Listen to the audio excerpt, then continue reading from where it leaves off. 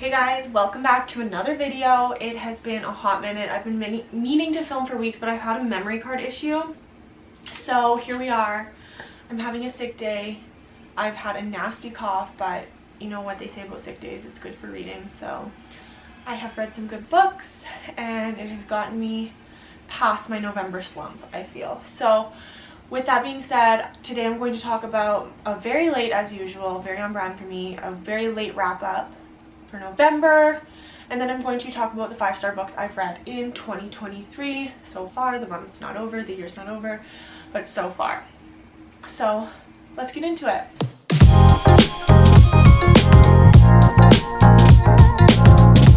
Okay. Also, in typical me fashion, I didn't write any notes about the book because I'm trying to get better at remembering what I've read. And because I close a book sometimes, and if it's not 4 or 5 stars, I don't remember what the book was about most of the time.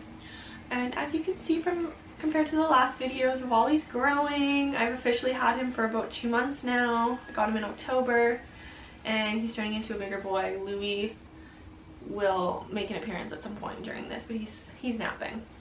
Okay, so I read 3 books in November and it was a rough month. It was a very rough month. I had started buddy reading Mary by Nat Cassidy in October with my friend Kayla, who you might know from TikTok, her pod, or Instagram. The book was better.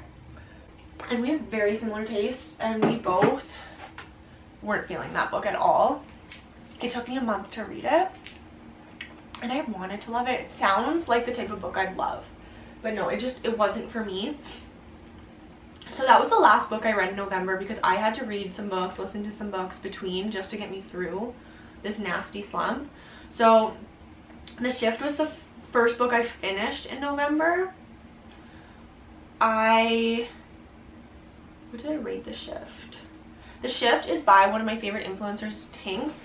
You may know her from TikTok, her Instagram, her podcast, It's Me Tinks. I literally live and die by her advice.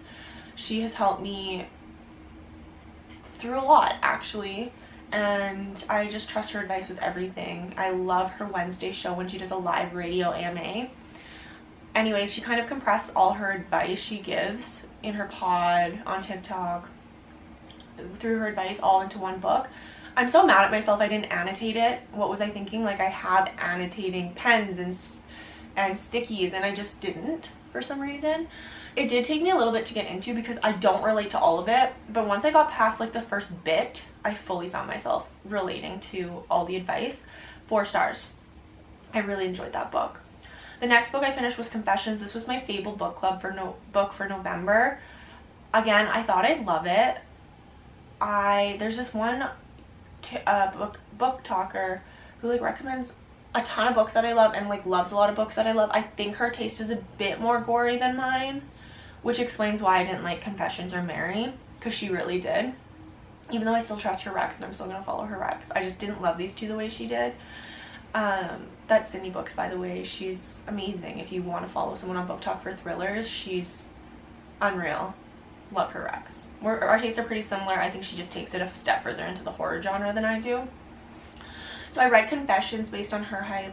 I didn't love it. There's like 8 chapters in this book, so the chapters are pretty long, but it's basically just a story about a teacher who's giving her like retirement speech at the end of the year to her class, and she's kind of talking about retirement, and then she gets into the story of her daughter's death, which was like 4 months prior or something, which kind of leads her story to blame 2 students in her class, which becomes the ultimate story of revenge. And then finally Mary. I just was like, what the heck? I had such high hopes and it was nothing like I thought. And I'm not into the trope this kind of was based on, which is like paranormal elements. So it just wasn't for me. It was interesting, but there was not one point where I'm like, I can't stop reading or I need to keep reading this book. It was just, I can't wait for this to be done. And it got 1 star for me. It is just nothing like what I enjoy at all. So when people are on Book Talk are like, I can't believe you're talking about like this about Mary. I'm like, I know, I did want more too, but it it didn't hit like it hit for some people, but I'm glad for the people that did love it, because not me. So those were the 3 books I read. Oh, that's a lie. No, that's not a lie. I'm thinking of December. Those were the 3 books I read in November. I was getting really down on myself because as the end of the year comes, you want to hit your reading goal, and I was wanting to hit my reading goal in like September, so I'm late because I'm like, every year I want to up it a little bit and like keep reading lots of books, but I'm like, damn it, I'm so behind. But I actually finished my reading goal today, 60 out of 60 books. So I'm super proud of myself, and I ended on a 5-star read. Thanks to my sister, of course. She usually recommends 5-star books to me.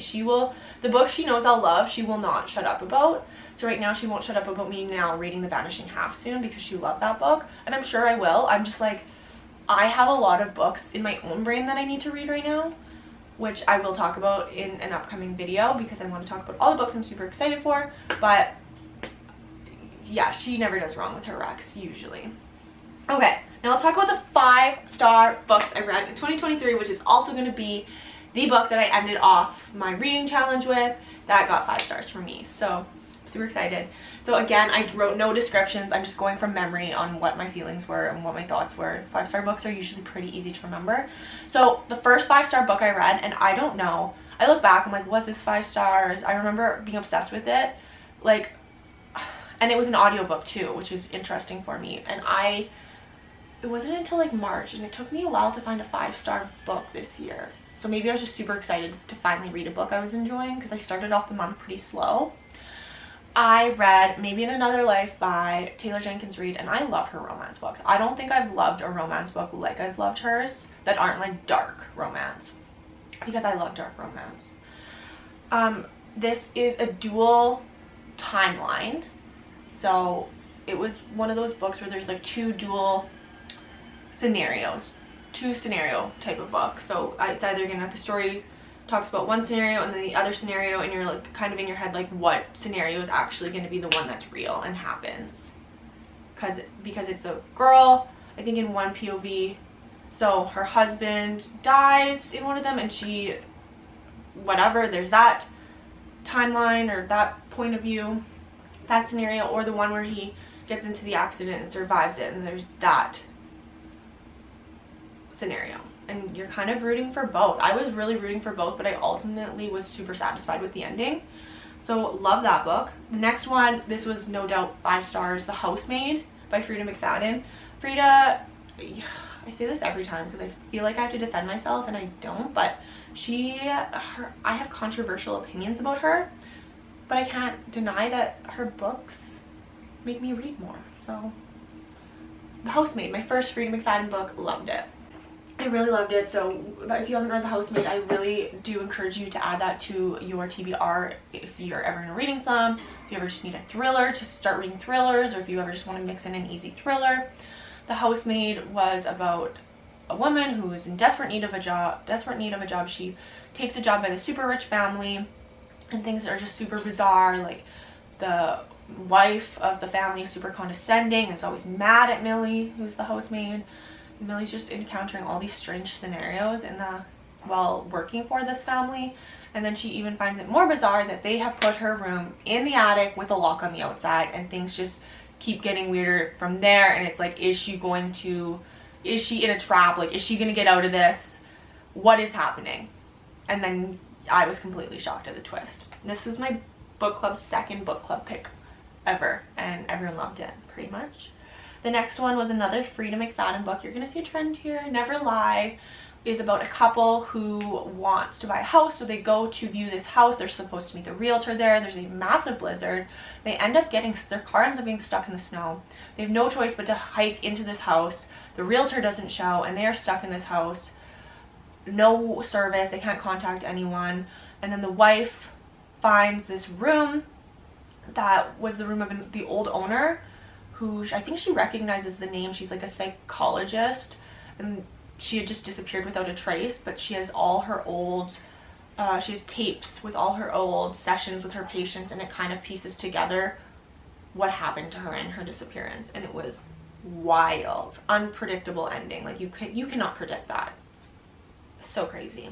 Next, I found the love of my new favorite author. My favorite author this year. She's been my favorite author ever since I started reading this, since I read this book, The Perfect Child. This was the first book I read by Lucinda Berry, and she did not disappoint. Again, my sister made me read this book. My sister's not a thriller girly, but she's like, you're gonna love this book. My cousin rated it 5 stars, and I'm like, okay, sure. And yeah, I've loved Lucinda Berry ever since with all my heart. So The Perfect Child is, lots of people say it reminds them of this one movie that I haven't watched. I don't know if it was called like Orphan or something. I don't know. Anyways, this couple is a nurse and a surgeon.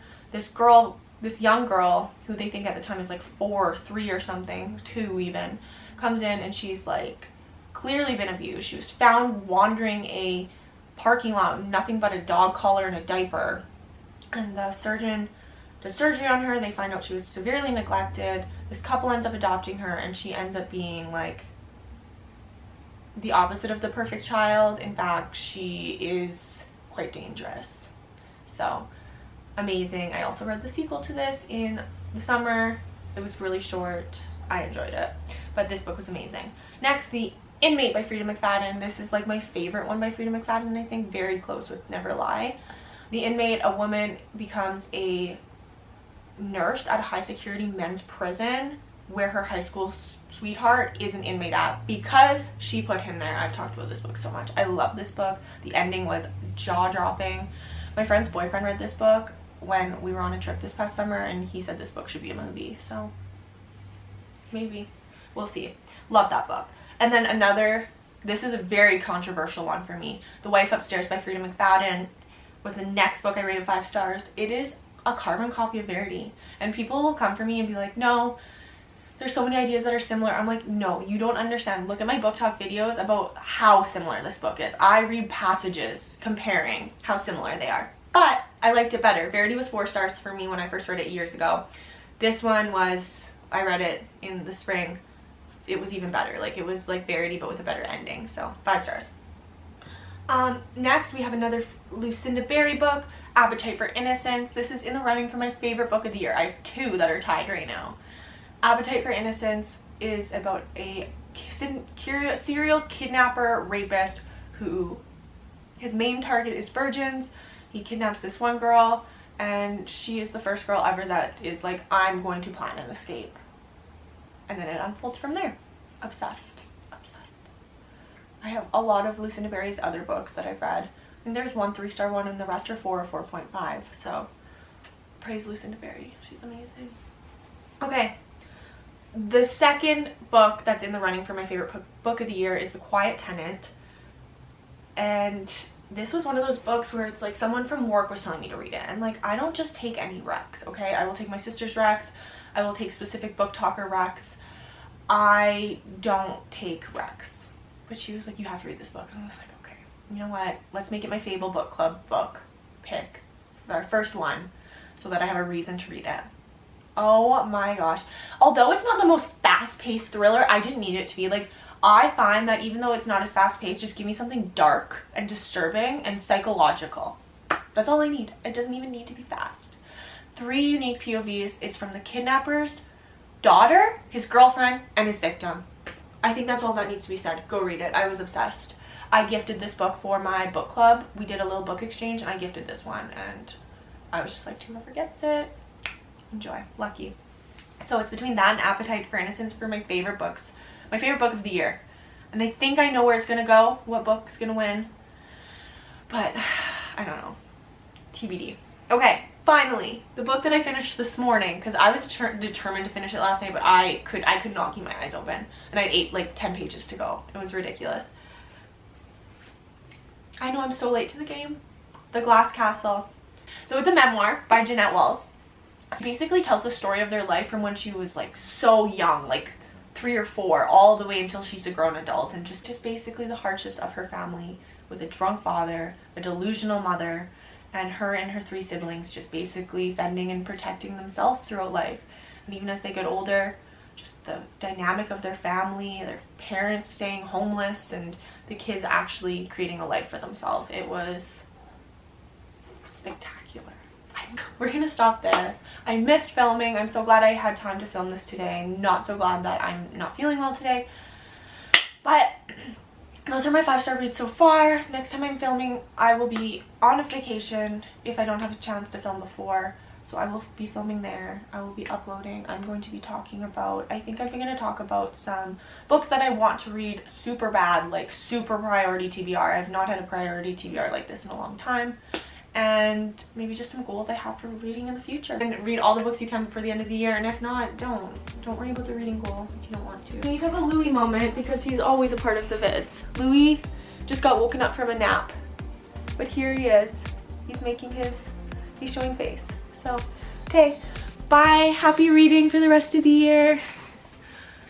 Bye.